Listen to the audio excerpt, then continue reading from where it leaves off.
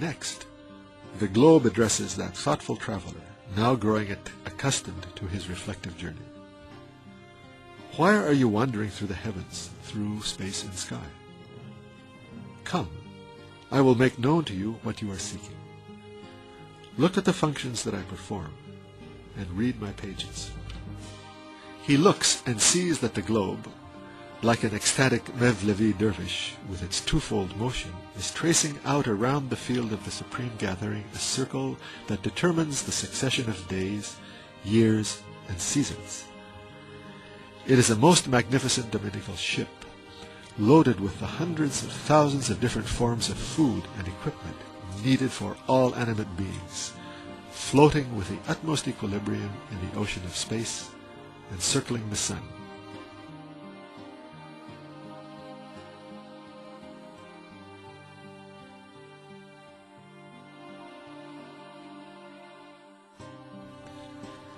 He then looks at the pages of the earth and sees that each page of each of its chapters proclaims the sustainer of the earth in thousands of verses. Being unable to read the whole of it, he looks at the page dealing with the creation and deployment of animate beings in the spring and observes the following. The forms of the countless members of hundreds of thousands of species emerge in the utmost precision from a simple material and are then nurtured in the most merciful fashion.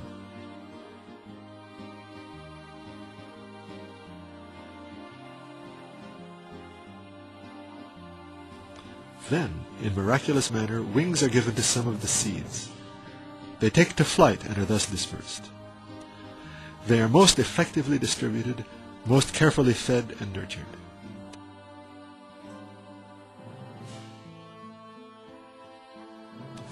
Countless tasty and delicious forms of food, in the most merciful and tender fashion, are brought forth from dry clay and from roots, seeds, and drops of liquid that differ little among each other.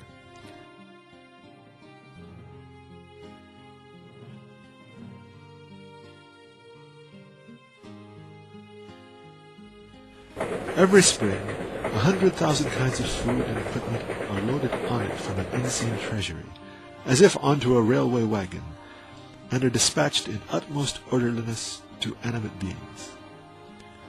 The sending to infants of canned milk in those food packages, and pumps of sugared milk in the form of their mothers' affectionate breasts, is in particular such an instance of solicitousness, mercy, and wisdom, that it immediately establishes itself as a most tender manifestation of the mercy and generosity of the merciful and compassionate one.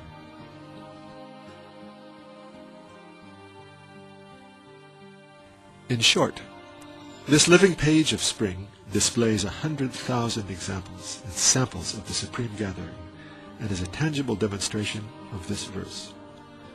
So, look to the signs of God's mercy, how he gives life to the earth after its death. For verily, he it is who gives life to the dead, and he has power over all things. Moreover, this verse may be said to express in miraculous fashion the meanings of the page that is spring. The traveler thus understood that the earth proclaims through all its pages, in fashion proportionate to their size, there is no God but he.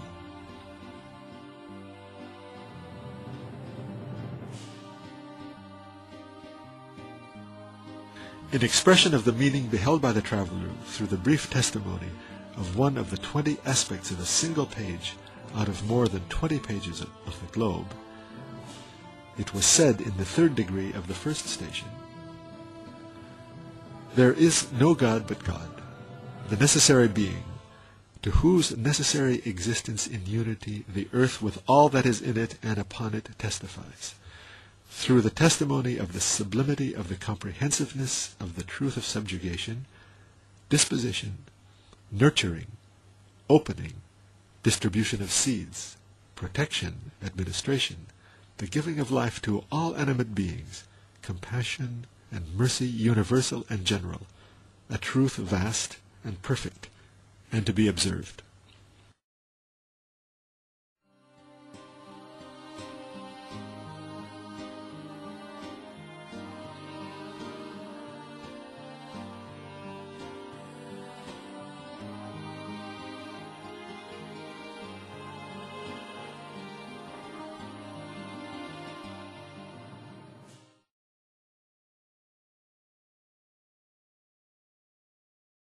Then that reflective traveler read each page of the cosmos. And as he did so, his faith, the key to felicity, strengthened. His gnosis, that key to spiritual progress, increased. His belief in God, the source and foundation of all perfection, developed 1 degree more. His joy and pleasure augmented and aroused his eagerness. And while listening to the perfect and convincing lessons given by the sky, by space, and the earth, he cried out for more. Then he heard the rapturous invocation of God made by the tumult of the seas and the great rivers, and listened to their sad yet pleasant sounds.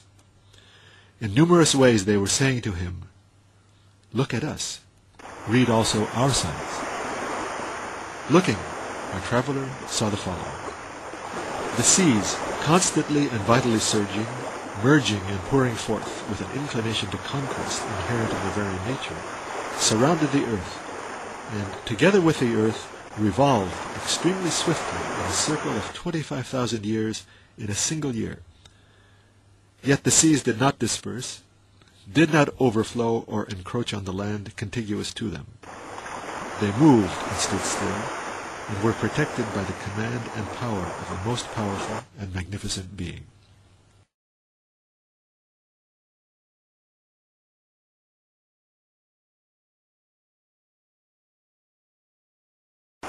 Then looking to the depths of the sea, the traveler saw that apart from the most beautiful, well-adorned, and symmetrical jewels, there were thousands of different kinds of animals, sustained and ordered, brought to life, and caused to die, in so disciplined a fashion, their provision coming from mere sand and salt water, that it established irresistibly the existence of a powerful and glorious, a merciful and beauteous being, administering and giving life to them.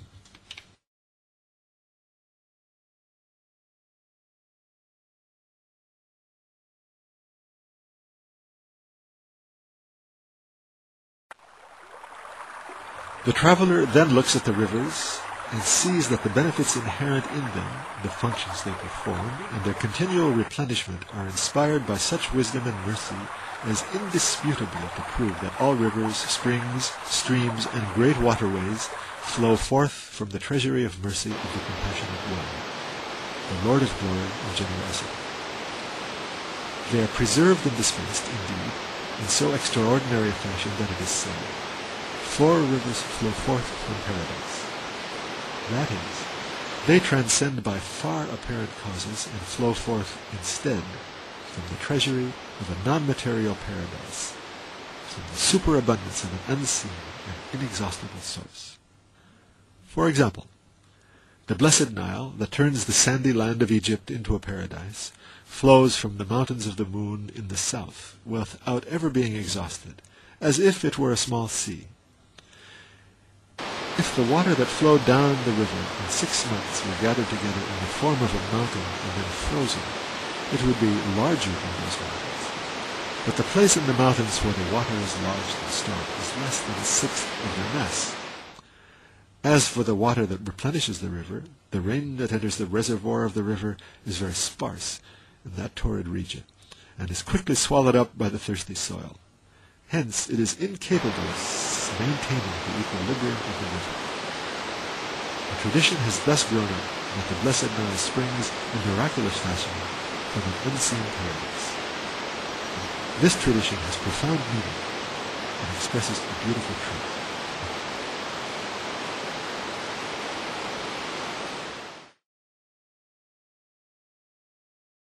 The traveler saw, then, 1,000th part of the truths and affirmations contained in the oceans and rivers.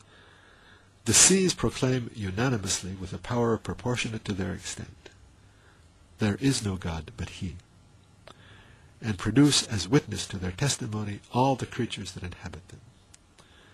This our traveler perceived.